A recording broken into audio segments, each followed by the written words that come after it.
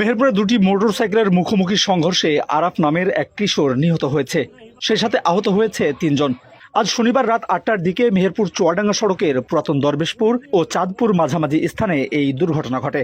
ঘটনা সূত্রে জানা গেছে, চুয়াডাঙ্গার দিক থেকে মোটরসাইকেল যোগে মেহেরপুরের দিকে আসছিলেন বারাদি বাজারের স্বর্ণ ব্যবসায়ী সাজু ও ইন্দ্রজিৎ। এমন সময় পুরাতন দরবেশপুর ও চাঁদপুরের মাঝামাঝি স্থানে পৌঁছালে বিপরীত দিক থেকে দ্রুত গতির একটি অ্যাপাচি আরটিআর মোটরসাইকেলের সাথে মুখোমুখি সংঘর্ষ হয়।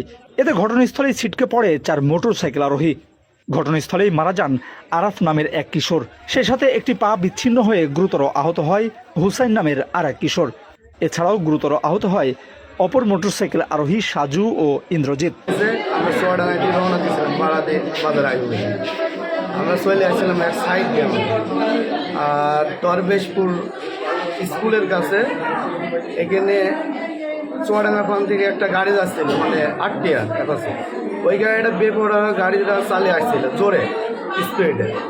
এর ভেতরে আমাদের সাইড দিয়ে যাচ্ছে, আমাদের সাইডে এসে ধরো বাড়ি মেরে দিয়েছে। ওই সময়টাই ধরো সবাই ছিটকি পড়ে যায়।